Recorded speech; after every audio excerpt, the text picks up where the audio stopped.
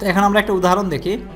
2011 সালে 31শে March Bengal engineering ফার্মের হিসাবের বই থেকে নিম্ন তথ্য পাওয়া গেছে। তথ্যটা হচ্ছে কি, ভাড়া দিছে সে 750 টাকা, বিদ্যুৎ খরচ যার মধ্যে আছে নতুন বিদ্যুৎ কেবল 6000 টাকা, তার মানে হচ্ছে 8700 টাকা খরচ হয়েছে বিদ্যুৎ খরচ, তার মধ্যে কেবল কেনার জন্য 6000 টাকা খরচ হয়েছে। তার মানে এই কেবলটা আমাদের এই বছর আগামী বছর বা দীর্ঘমেয়াদী কাজে লাগবে।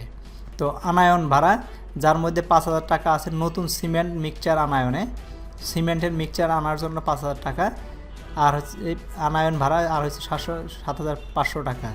ড্রিলিং মেশিন ক্রয় 4100 টাকা।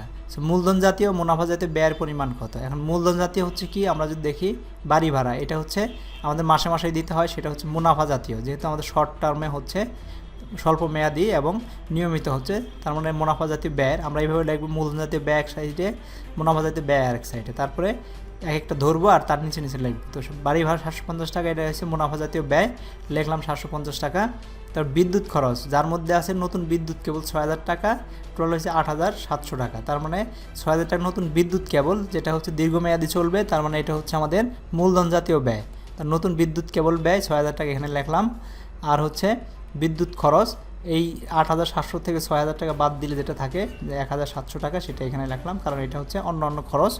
আর নতুন সিমেন্ট মিক্সচার আনায়ন ব্যয়, এখানে 7500 টাকা হয়েছে, কিন্তু সিমেন্ট মিক্সচার নিয়ে আসা হয়েছে, যেটা আমাদের দীর্ঘমেয়াদী চলবে, হয়তো আমাদের বিল্ডিংয়ের কোনো কাজ করানো হচ্ছে, তো সুতরাং সেটা আমাদের মূলধন জাতীয় ব্যয় হবে 5000 টাকা, 5000 টাকা। আর 7500 মাইনাস 5000 যেটা থাকলো সেটা হচ্ছে আনায়ন ব্যয় হিসেবে আমাদের মুনাফা জাতীয় ব্যয় হিসেবে যাবে। ড্রিলিং মেশিন ক্রয়, এটা হচ্ছে আমাদের একটা সম্পদ, যেহেতু আমরা ড্রিলিং মেশিন নিয়ে ব্যবসা করি না, আমরা ড্রিলিং মেশিন কাজে লাগাই অন্য পণ্য তৈরি করি, তার জন্য এটা আমাদের মুনাফা জাতীয় মূলধন জাতীয় ব্যয়। তো এটা হচ্ছে ড্রিলিং মেশিনে আমাদের 4100 টাকা আছে। তো এখান থেকে আমরা যোগ করে দিয়ে 15000 আসলো।